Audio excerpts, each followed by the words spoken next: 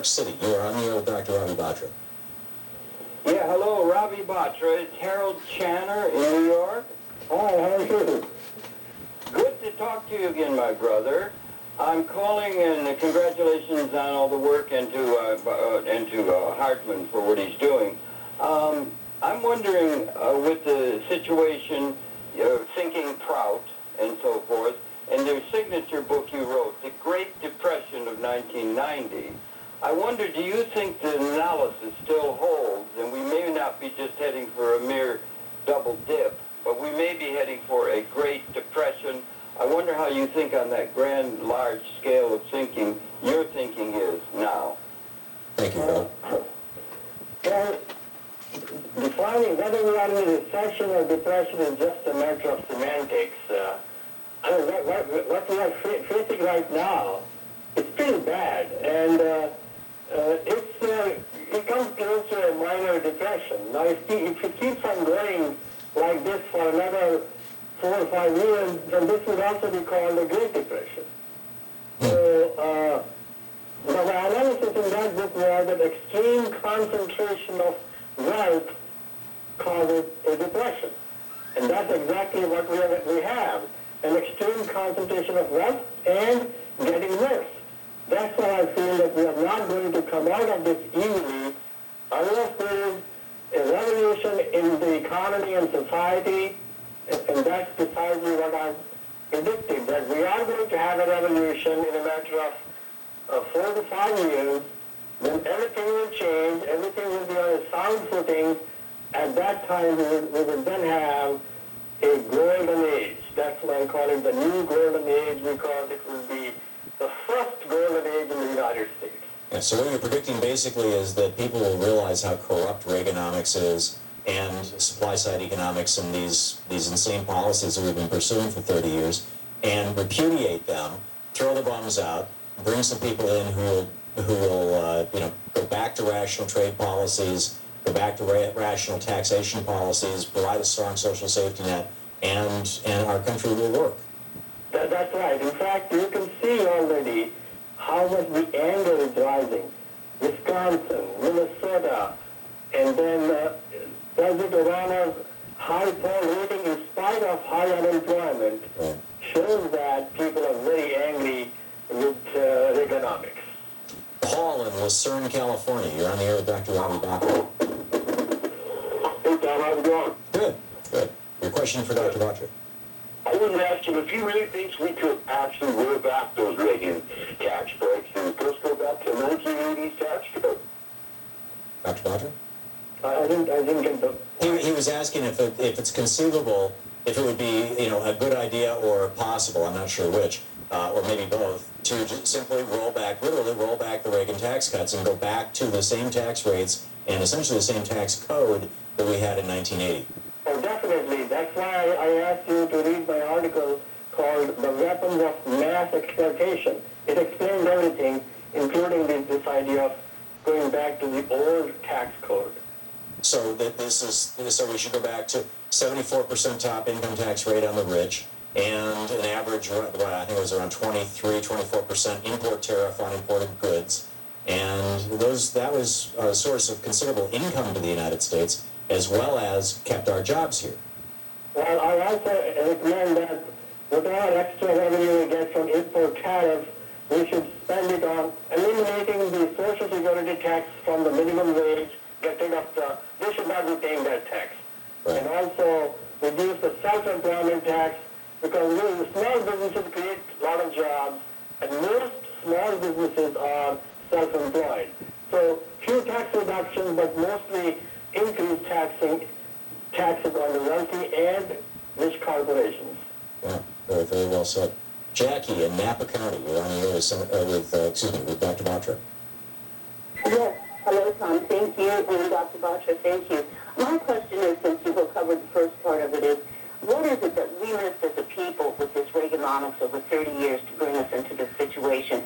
And what is it we can tell and teach and help our children to understand that they won't end up in the same situation? Well, that's why I write those books which people can easily understand. And the starting point should be just read my article on the weapons of mass exploitation. It's just a 5-page long article. Yeah, we put a link to that. How economics has destroyed our economy. We put a link to that in the Daily Stack for our newsletter, and it'll be over on our homepage. In our newsletter, rather. So folks who are signed up for our newsletter will get the link to that. But if you could, many people won't be able to do that. They're driving their car right now or whatever, or some people aren't facile with the web. You want to just summarize it very quickly for us, please? Yeah, the summary is this. Wages are the main source of demand. Productivity is the main source of supply. For a healthy economy, supply must be equal to demand, which means wages must be in proportion to productivity. Now, over time, productivity goes up because of new technology like the internet, computers, and so on. That means wages also have to rise in the same proportion, so demand rises in proportion to supply. In the past 30 years, all the government policies have increased productivity, but they have cut wages. The result is too much supply, not enough demand, and to plug this supply-demand gap, the government has been creating a lot of debt. Consumer debt on one side, government debt on the other side, so that demand artificially rises to the level of supply. But this cannot go on forever, because the time comes when consumer debt stops rising, because banks would not lend money anymore once you are out of your good collateral. Right. When people have to use their home equity, banks will stop lending. Then the government has to increase its debt so much that it will be a shame. In 2004, the government debt was 7 trillion. Today it's 14 trillion, just in a matter of 6-7 years, doubled. So it's a very bad situation. We should not be living on the government debt. We should follow policies that raise wages to the level of productivity. As simple as that. And a simple way to start that is by raising the minimum wage. Raising the minimum wage and eliminating our trade deficit, getting rid of business mergers, breaking up the oil companies. If you want to balance this budget, budget is a very simple way.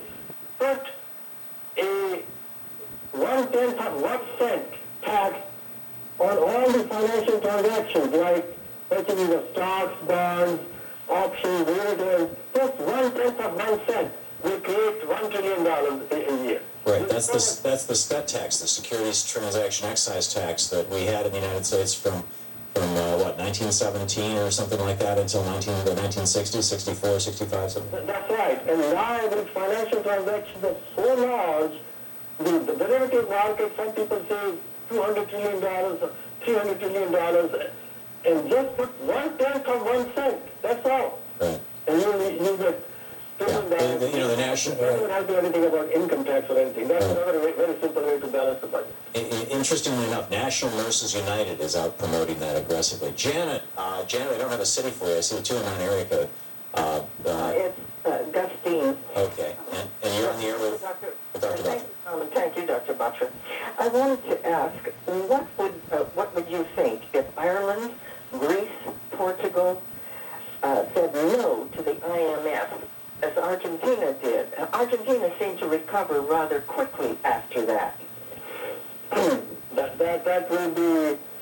That will create chaos in the short run, but in the long run they'll be better off, because right now the IMF and the Eurozone are asking these countries to adopt suicidal policies, and so these countries are already in severe recession, and they are going into a depression soon. So Argentina did the right thing, because in the end we have to get rid of all those predatory lenders. So is there a parallel with the United States? We have just a half a minute left here. Is there a parallel with the United States? No, we don't. We shouldn't have. Our debt is in terms of domestic currency, not in terms of foreign currency.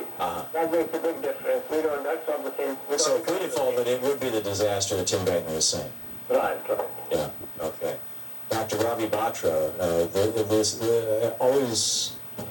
We are 15 seconds out, right? Yeah, okay. Well, let's meet for a beer sometime. Yeah. There you go. I look forward to the day that we can get together in person. Dr. Ravi Batra, RaviBatra.com is the website. So thank you so much for being with us. Thank you.